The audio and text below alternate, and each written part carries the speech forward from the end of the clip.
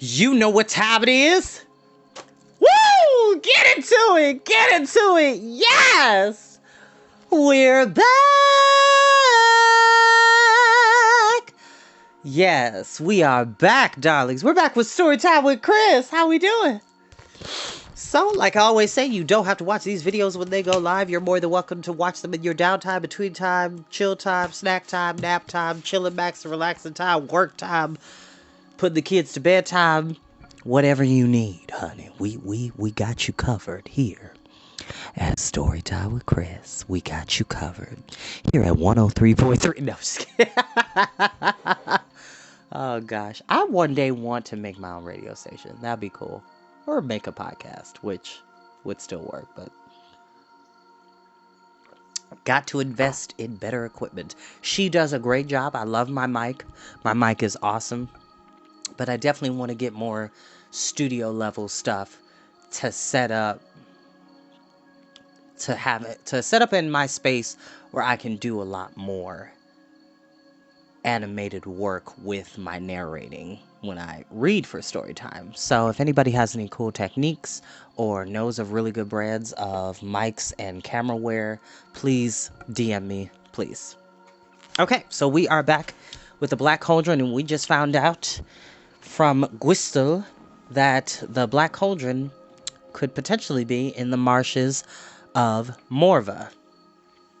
And, after a heated deliberation between Taran, Eladir, Ilanwe, Doli, and Fluter, and Adion being the leader of the group, they decide to go together to Morva and not split up. Which the plan originally was to go to Ker Kadarn to meet with King Strahd. But they decided, we need to get the Cauldron because that's the only reason why we went to Blackgate to go get it. And now that we know potentially where it may be, we might as well get it from the enemy because they don't even know where it is. So it's a race against time. So let's get into the story. And no, I don't own the music that you're listening to in the background. I love it. It's a vibe. It's Reiki music. It's chill, energy building music. It helps relax. Reiki is the Japanese term for spirit or energy, or ki for short. Ki is another way of saying energy. Rie and ki, reiki. And it is within all of us. Everybody has it. Every human being has energy. It's even scientifically proven that human beings have their own electromagnetic pulses within their brain. There's tons of electricity that move throughout our brain and our bodies that some of us may not be aware of. So, fun fact, more you know. So, without further ado, all right. And glasses are clean. Made sure before I started.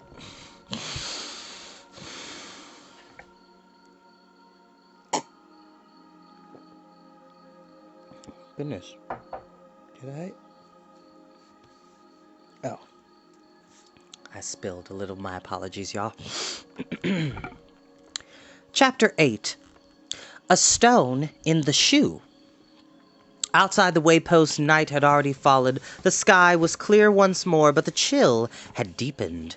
Adion and Fluter held a hurried council on which path to follow, and agreed the company should ride westward until dawn, conceal themselves in sleep, then turn due south. As before, Ilanwe shared Melilas with Taran, and Gurgi clung to the back of Lorgar. Fluter had offered to lead the way, claiming he had never been lost and could find the marshes with his eyes shut. After 2 harp strings had snapped, he reconsidered and gave up his position to Adion. Doli, still muttering angrily about his buzzing ears, rode last as rear guard, although he flatly refused to make himself invisible no matter what the circumstances. Eladir had spoken to no one since leaving the melancholy Gwistel, and Taran had seen the cold rage in his eyes after the companion's decision to press on to the marshes of Morva. I think he really would have tried to bring back the Cauldron by himself, Taran said to Ilanwe, and you know how much chance he would have had alone. That's the kind of childish thing I've done when I was an assistant pig keeper. You're still an assistant pig keeper, I answered Ilanwe. You go into these silly swamps because of Eladir, and nothing else you say is pure nonsense. Don't tell me it wouldn't have been wiser to find Gwydion, but no, you have to decide the other way and drag the rest of us along. Taran did not reply. Ilanwe's words stung him, all the more reason because he had begun to regret his own decision. Now the companions had set off, doubts tormented him and his heart was heavy. Taran could not forget the strange tone in Adion's voice and sought again and again to understand why he had turned from a choice rightfully his. He jogged Melalas closer to Adion and leaned from the saddle. "I am troubled," he said in a low voice, "and I wonder now if we should not turn back. I fear you have kept something from me, and had I known what it was, I would have chosen otherwise." If Adion shared Taran's doubts, he showed no sign. In the saddle, he rode unbowed. Ooh, hair is getting long, y'all. Whew, had to fix it. As though he had gained new strength and the weariness of the journey could no longer touch him. On his face was a look Taran had never seen before and could not fathom. In it was pride, yet more than that, for it held as well a light that seemed almost joyous. After a long pause, Adion said, "There is a destiny laid on us to do what we must do, though it is not always given to us to see it."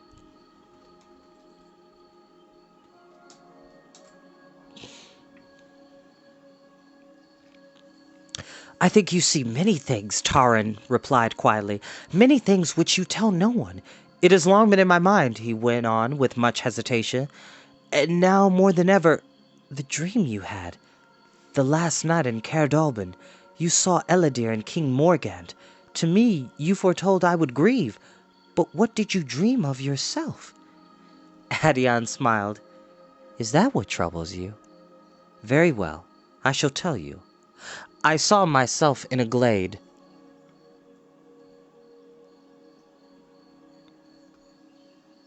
And though winter lay all around, it was warm and sunlit. Birds called and flowers sprang up from bare stones.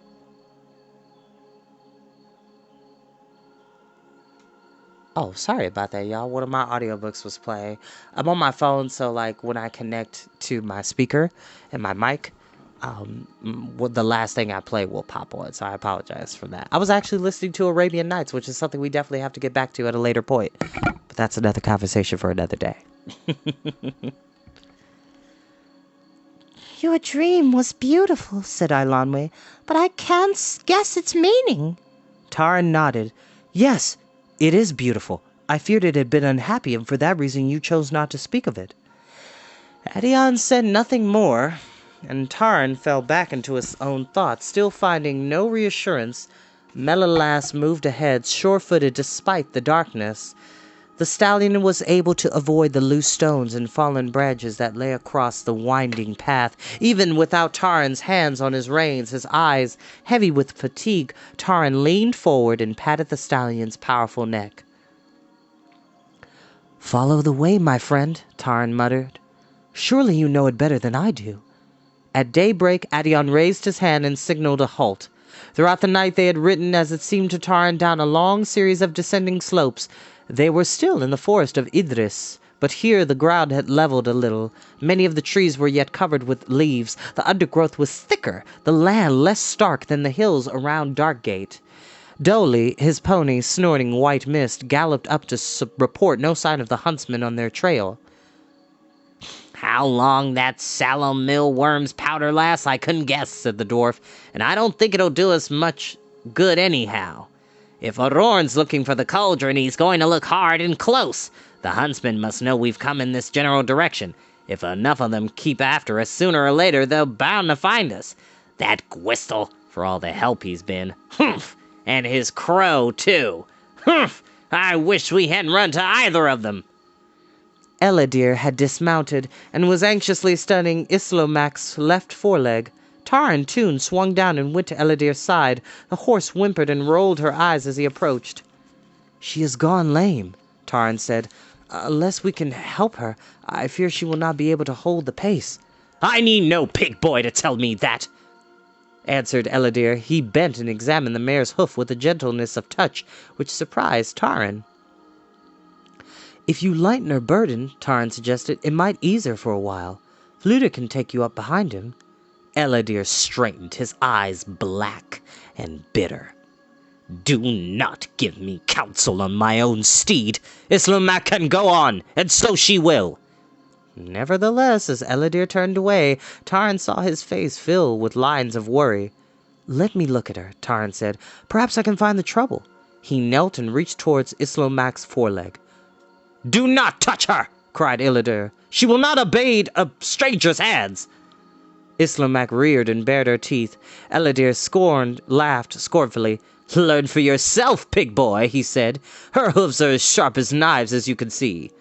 Taran rose and grasped Islamak's bridle. For a moment as the horse lunged, he feared she would indeed trample him. Islamak's eyes were round with terror. She whickered and struck out at him. A hoof glanced against his shoulder, but Taran did not loosen his hold. He reached up and put a hand to Islamak's long bony head. The mare shuddered, but Taran spoke quietly and soothingly to her. She tossed her mane, the straining muscles relaxed, the reins went loose, and she made no attempt to draw away. Without stopping the flow of reassuring words, Taran raised her hoof. As he had suspected, there was a small jagged stone wedged far back behind the shoe. He drew his knife. Islamak trembled, but Taran worked quickly and deftly. The stone came free and fell to the ground. This has happened even to Melalas, Taran explained, patting the rowan's flank. There's a place deep in the hoof. Anyone can miss it if they don't know. It was Cole who showed me how to find it. Eladir's face was livid. You have tried to steal honor from me, pig boy, he said through clenched teeth. Will you now rob me of my horse? Taran had expected no thanks, but the angry thrust of Eladir's words took him aback. Eladir's hand was on his sword. Taran felt a surge of answering anger, a flush rising to his cheeks, but he turned away. Your honor is your own, Taran answered coldly, and so is your steed. What stone is in your shoe, Prince of Penlakar? He strode to his companions who had taken cover in the tangle of brush. Gurgi had already opened the wallet and was proudly distributing its contents. Yes, yes, Gurgi cried gleefully. Crunchings and munchings for all. Oh, thanks to generous, kind-hearted Gurgi, he will not let brave warriors suffer bellies filled only with howlings and growlings. Eladir remained behind, patting Islamak's neck and murmuring in the rowan's ear. Since he made no move to join the companions at their meal, Taran called out to him. But the Prince of Penlakar only gave him a bitter glance and remained with Islamak. That foul-tempered nag is the only thing he cares about, muttered the bard, and as far as I can see, the only thing that cares about him. They're two of a kind, if you ask me. Adion, sitting a little apart from the others, called Taran to him. I commend your patience, he said. The black beast spurs Eladir cruelly. I think he'll feel better once we find the cauldron, Taran said. There'll be glory enough for all to share. Adion smiled gravely. Is there not glory enough in living the days given to us? Should know there is adventure in simply being among those we love, and the things we love, and beauty too. I'm going to read that one more time. Is there not glory enough in living the days given to us? You should know there is adventure in simply being among those we love, and the things we love, and beauty too. But I would speak to you of another matter, Adion went on. His handsome face, usually tranquil, was clouded. I have few possessions, for I count them of little importance, but these few I treasure. Luagor, my packets of healing herbs, and this, he said, touching the clasp at his throat, the brooch I wear, a precious gift from Arianlin, my betrothed. Should any ill befall me, they are yours. I have watched you closely, Taran of Caer Dallben. In all my journeys I've met no one else to whom I would rather entrust them. Do not speak of ill befalling you, Taran cried. We are companions and protect one another against dangers. Besides, Adion, your friendship is gift enough for me. Nevertheless, Adion replied, we cannot know all the future holds. Will you accept them? Taran nodded. It is well, Adion said.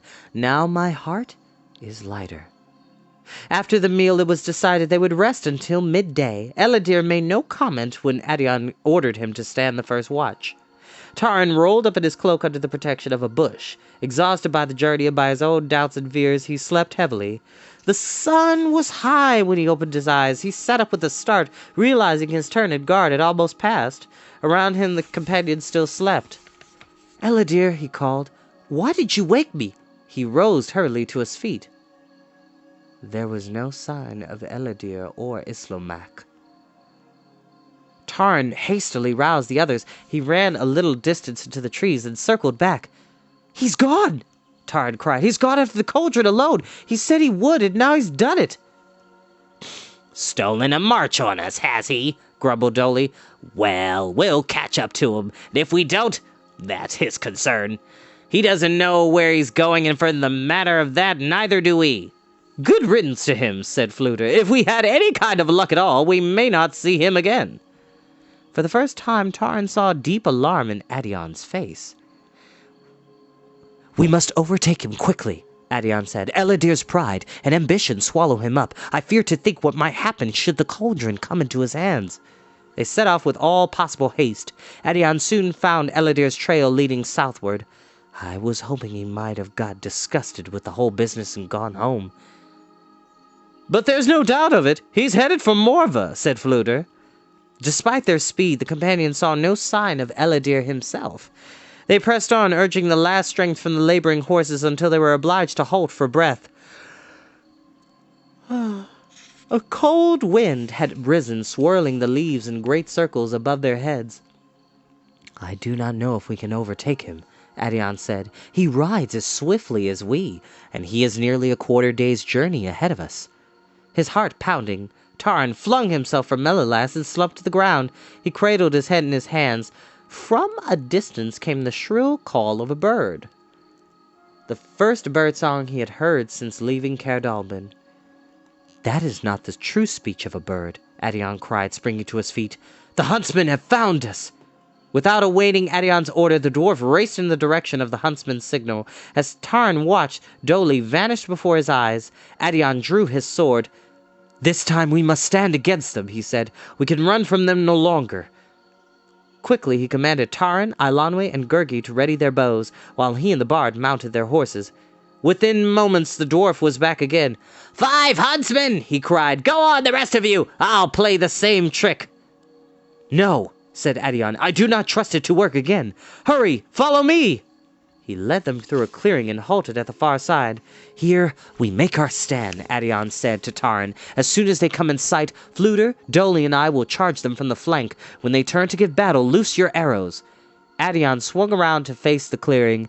In another instant, the huntsmen burst from cover. They had no sooner taken a stride forward than Adion, with a great cry, urged his horses across the ground. Dolly and the bard galloped beside him. Even as Taran drew his bow, Adion was in the midst of the huntsmen, striking left and right with his blade. The dwarf had pulled the stubby axe from his belt and chopped furiously at his enemies. Surprised by the fierce attack, the huntsman spun about to engage the riders. Taran loosed his arrow and heard the shafts of Eilonwy and Gurgi whistle past him. The flight of all three went wild, snatched by the wind and skittering among the dry bushes. Shouting madly, Gurgi fitted another arrow to his bow. 3 huntsmen pressed toward Fluter and the dwarf, forcing them into a thicket. Adion's sword flashed and rang against the weapons of his assailants. Now Taran dared not loose another shaft for fear of hitting one of the companions. "We're fighting uselessly," he cried, and flung his bow to the ground. He unsheathed his sword and ran to Adion's aid.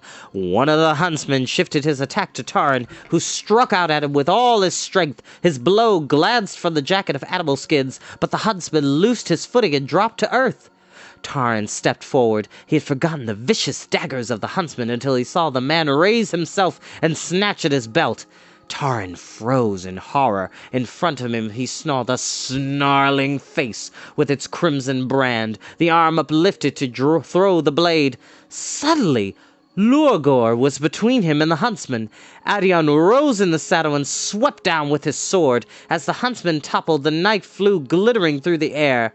Adion gasped and dropped his weapon. He slumped over Lloyd's mane, clutching the dagger in his breast. With a cry of anguish, Taran caught him as he was about to fall. "Fluter! Dolly!" Taran shouted. "To us! Adion is wounded!" Fluter!